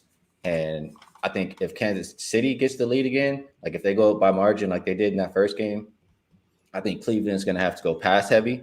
And I don't think that's a path to success for them. Like if you want to beat Kansas City, I think the path is on the ground. So I don't expect them to score a lot of points through the air if Kansas City goes up early by margin. And if Cleveland, like I said, if they want to win, they got to run. But if they go up by margin and they get a small lead, they're going to continue to milk that clock all game long and keep Mahomes off the field. So I like this game under. I looked at that last one. Chiefs had 438 yards. That game still ended 22-17. You're getting, 54.5 here? I think either way the game goes, you get underneath that number. So that's my best bet in this game. Chiefs, Browns, under 54.5. It's a very interesting look, the under 54.5. So as you guys know, it's moved down to 5 points. So there's been a 1.5 move towards the Cleveland Browns. When we go to the cash perspective here for Chiefs, Browns, 55. Oh, 56,150 tickets in, just switched. 66% of the tickets on the Chiefs, 45% of the cash on the Chiefs. Obviously, that makes me feel good. By chance, do you have the numbers on the over-under? Yes, I was just going to go into 36% of the tickets on the under and 56% of the cash on the under. Yeah, So baby. clearly sharp money there. I see a big smile on your face. I got that big smile when I look at the numbers on the Browns. But, oh, God. I can't fucking wait, man. I can't. Oh, my goodness. Jesus. This is just as exciting as life gets here. Ski, absolutely spectacular work, my man. Thank you so much for joining us. Ski Prophet, our NBA expert here at Pub Sports Radio. But if you've hung with Ski Prophet and Cap with Ski Prophet, what you know about him is he's a very smart gambler. He takes in information and he gambles better than all of us. And I see it from sport to sport to sport to sport, and I respect him enormously. Great job, Ski. Thank you so much for joining us. New York Jets, Carolina, over 44.5, Saints +4, and the Browns Chiefs under 54.5. Ski, enjoy this day, my man. Go get fucking paid. And thank you so much for joining us. Please follow our guy, Ski Prophet, on Twitter. Ski, any last words for this Giant Sunday? I appreciate the kind words from you, Jimmy. And, man, I mean, I learned a lot of what I know from you, Pistol Pete. Like you said, I just try to take a little bit of something from everybody. So I appreciate you guys. I appreciate you having me on. And I want to say, Preston, if you're out there, you're going down today, bro. You're taking the fantasy L. All right, y'all. Have a good day. There he is. Ski Prophet. He is in the Pub Sports Fantasy Football League going up against Preston today. Jomo Kenyatta in the house says, I remember those funny videos with Spidey taking Cleveland Browns today as the dog of the day. Dog of the day. And we had Trusty saying, I took the over here, but my favorite, I think, of the plays today is Mahomes over 12.5 rushing yards, -120. I know there's a lot of juice, but he should get 13 yards rushing. All right, we move on to our headliner on this big, bad show. And look, we couldn't be closing the show with a better guy, a legend in our circle. And when you watch him, Cap, you will see why right away. Please welcome to the show, the Big Ragu in the house. Jimmy, hey, baby, what's happening? Chat, man, what a fantastic show today, man. It's unfriggin' believable. Shout out to Sharpie and Bebs on those great looks on the fantasy plays and the props. I mean, early on week one, the NFL is so tough to beat. The numbers are going to be, we don't really know what we're getting for week one with a lot of the coaching changes. The first year matchups. I mean, there's a ton of first year versus first year all over the spots. But man, what a great show. I'm honored to be here. And that introduction is beyond belief, man, because there's some great cappers here. So I'm really humbled by what's going on. And of course the chat. We wouldn't have the show without the chat. And you too, my brother. You too, much love to you guys all around. And I'm just blessed to be here with you today. Oh, man, we're blessed to work with you. Let's get rolling, Ragu. Chargers, Washington football team you start with, and it is such an interesting game. Wow. We've seen this huge market move towards Washington, 2.5 now at U-Wager, Bodog, Intertops, Pinnacle. This opened up as a pick'em. We go back to the cash flow as we keep reminding everybody about where it stands. 48,761 tickets in, 63% of the spread tickets on Washington, but just 53% of the cash, which is interesting. 52% of the tickets and 57% of the cash on the under. Big Ragu, take it away. Chargers, Washington. Yeah. The reason I'm going to give you this game here, especially. This is one of my better plays today. I'm in a Vegas contest, so I'm going to give you the looks on those plays, and that's what I'm going to try to do each and every week, and try to get to the window, cash the tickets with you guys, anyways. But my look on this game, there's a couple things going on here. Number one, we were talking about first-year coaches, right? Normally, and Paco brought up a great point in the chat. I was in earlier looking at that.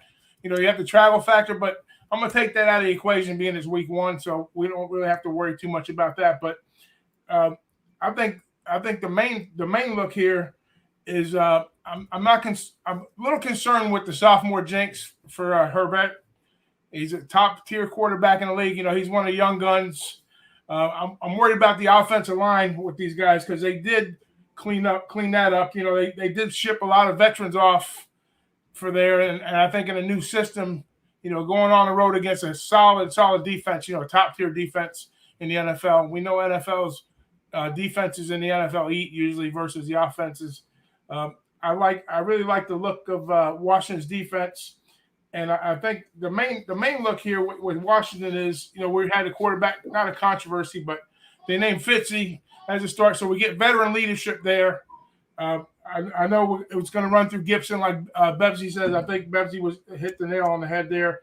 But I heard he's developed a pretty good rapport with McLaurin and the tight end. Even though Bebsy was saying that he doesn't like to hit the tight ends, he's more receiver-oriented. I think we'll see some good play out of Logan Thomas here, and being in and they bring in a guy which they probably really didn't need, but this kid Jamin Davis from Kentucky, the linebacker, hybrid backer. I think he's going to spy on Herbert and give him fits. He can come in and make tackles. He can drop back in coverage. So I really like that look there. I like Washington's defense, and I think the line's moving in the right direction. I'm in at 1, and the contest line's at 1 also. So that's my look here with the Washington Charger play. I think Washington, a little more seasoned veteran on with the Fitzpatrick situation, the solid defense, and too much going on the offensive side with the LA Chargers on the travel spot here.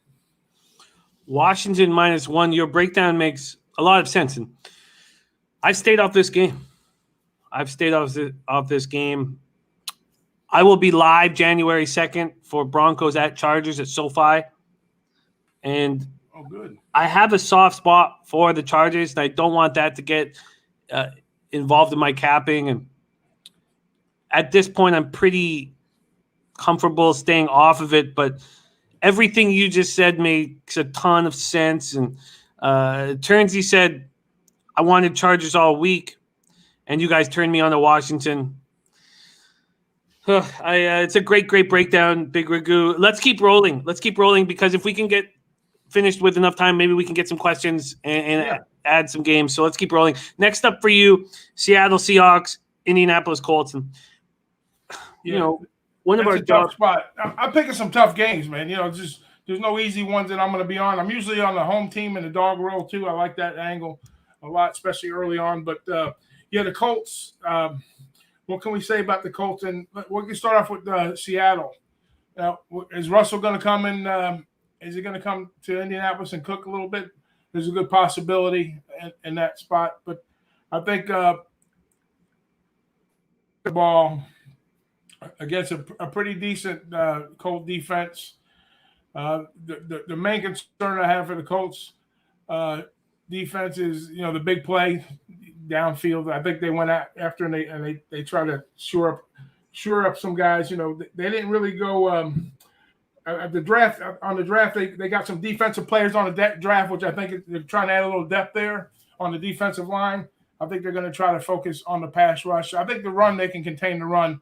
But I'm worried about the big play downfield with the Colts, and you know, especially with Metcalf, and they're going to have to establish the run though. And if they can do that, it might be a long day for the Colts. But I don't think that's going to happen. I think the Colts are going to kind of balance the line of scrimmage off, and I think with Wentz is the big question mark on the offensive side. You know, because he hasn't played basically the whole season, you know, off season. But I think there's enough familiarity with him and Reich, you know, to go through the playbook and go through the progressions. And I think it's going to be a close game. I don't think it's a game where either team is going to really blow each other out. If it's a blowout, it's going to be Seattle's way, but I don't see that happening. I think the Colts will squeak the win out. I like them getting the points here at home. And I think if you want to bet the game, I think if you wait, I know my book's got -115 now, so it might hang around at 3. I don't think they're going to come off of that number right now, but I'll probably adjust it with the juice. But I think Seattle is going to be here we go. We got a travel spot, but it's not really going to matter here. But I think Indianapolis is going to be one of my teams this year. If we get solid play out of Wentz, they're going to make noise in the playoffs later on. So I kind of like Jonathan Taylor here. I like Wentz. You know, I'm banking on Wentz. I'm really banking on Wentz to have not a big game, but maybe like just take care of the football and let the offensive line do its job, let the defense play up a little bit. So I like Jonathan Taylor a lot here. No T.Y. Hilton. That's a big disappointment. So we're probably going to see like Pittman, Pascal a little bit, and then just more of a balanced game for the in the trench type game here. And we got to eliminate the big plays. I don't make the plus points. I think that I'm not sure if T.Y. Hilton will have a job to come back to. And no disrespect to T.Y. Hilton, but there's some hungry young receivers who want a spot. And, you know, we're always going to respect the vets. And T.Y. Hilton looked terrible for the first 8 games last year, and then he came on. I have not doubled up on any spot here other than the first half full game on Carolina, and I got that at a terrible line. But I cannot – and I also think Pinnacle is going to move this to 2.5 in about 15 minutes, about 10 minutes. Yeah. It's at plus the Seattle -3 is at plus 104 right now. Yeah, and I'm going to double up here after your breakdown on the Colts +3. I just think there's just too much. There's just too much value. But let's just look at the cash flow one more time. 52,000 tickets in now. 29% of the tickets, 30% of the cash on the Colts. Then we have 47% of tickets and 80% of cash on the under. After your breakdown, I just think there's just too much. Colts at home right now. I mean, when Wentz got hurt, I mean, I understood the market move, but now I just don't. So I'm Colts +3 for Ragu, and I'm going to put a bunch of asterisks there to tail. Slatsy says too much volatility with Wentz. Yeah, there is going to be volatility there. There's no question about it. But I think, like I said, I think Reich is going to rein them in. And that's a well-coached football team. The offensive line is solid. So, you know, catching points at home, you know, if you look at most of the games, I think like 15% of the games fall right around that 3 number. And then the other number, of course, is 7. So usually those games that are lined at 3, they're pretty damn close one way or the other. So it's a field goal game in my book, and I'd rather take the points. I like it. I like it a lot. Ragu, next up for you is Baltimore Ravens at Las Vegas Raiders. Yeah. What an exciting spot here, and a chance for us to break down the Monday nighter. Ravens opening up at -4. There has been movement on this game. It moved up to 4.5, and then the injuries to I mean, well, we already knew about the Dobbins injury. That did come in, but then the injuries to Marcus Peters and to Gus on back-to-back plays in practice, it only moved it a half point, which I found very interesting. Also, the injuries, the year-long injuries to Peters and Gus, with already Dobbins out, only moved the futures 10 cents. The Ravens only moved 10 cents. I thought it was going to move more. So the market not taking a huge move on the injuries to the Ravens. Now, what we know about Harbaugh is that he has his team ready to go immediately. And I love that you're talking about this game. We have 24,159 tickets in. 43% of the spread tickets are on the Raiders right now, and 36% of the cash are on the Raiders. And then 59% of the tickets are on the over, but it's 50-50 with the cash. Big Ragu. Ravens, Raiders, take it away.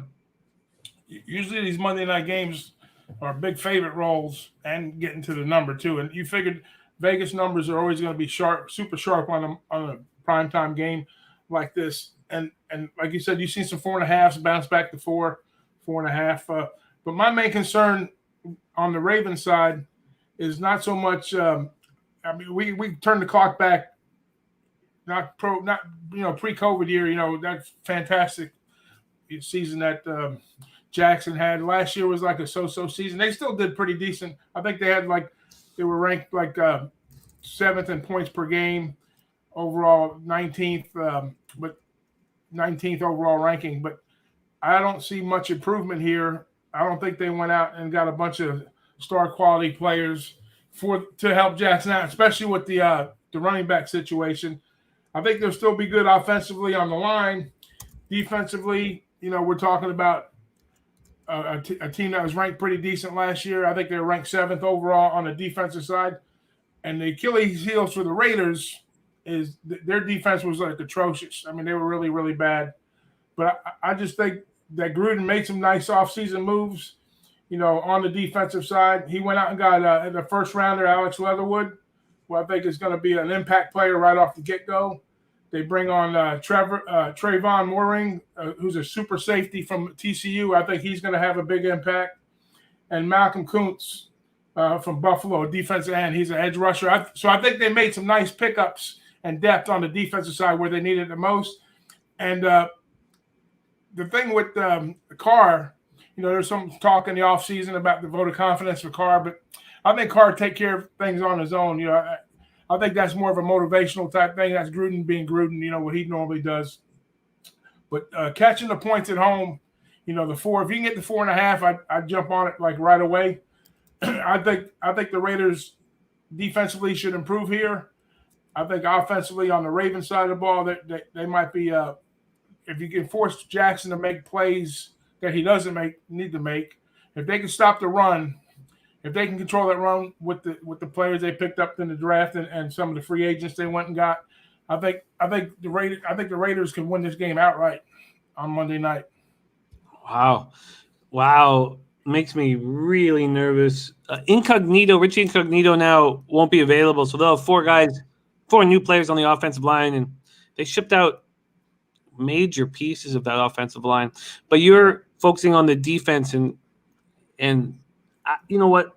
You're getting a nice number if you can get 4.5 for sure. That makes me very nervous as I'm on the Ravens first half. I bet it early. And after they're going to score points. I mean, there's no question about it. The Ravens are going to score some points.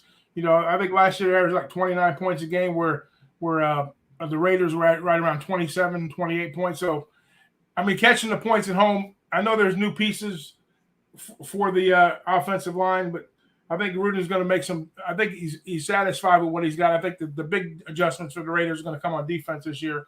And like I say, with Jackson, you have to make him one-dimensional. You're going to have to put the pressure back onto him. And if they can't run the ball, then they're just going to key on him.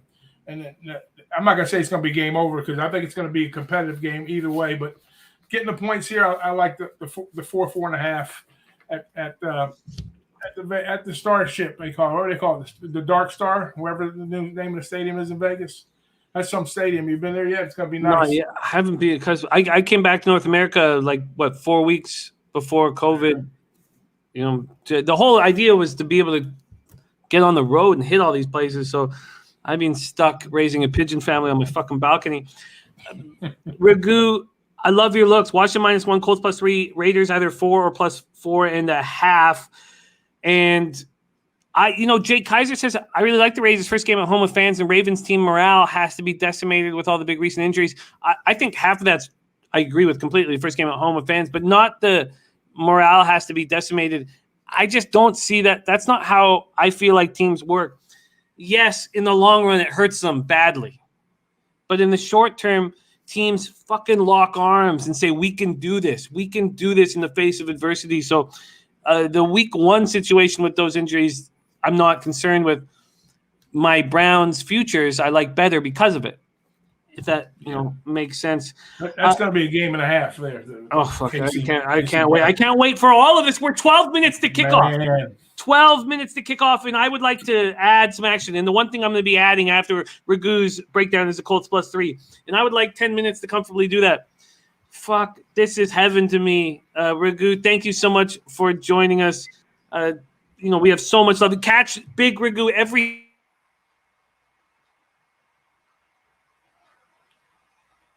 Uh-oh. He got zapped.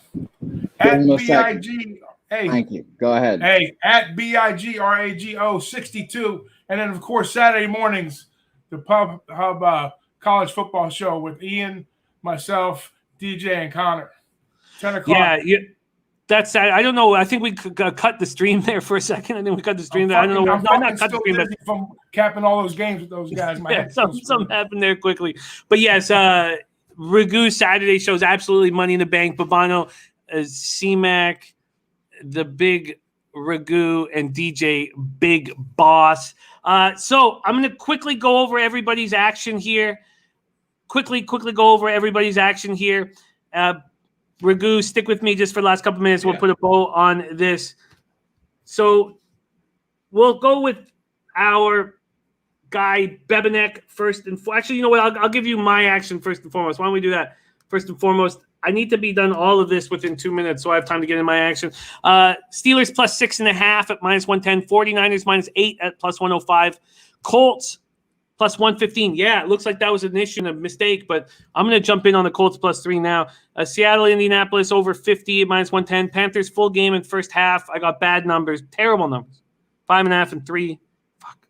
Browns plus 6.5. Saints +4. Saints team total over 21.5. Rams -7.5. Bears team total under 17.5. Ravens first half. 49ers first quarter -0.5 at +105. That is my action. For our guy, Rob Bebenek.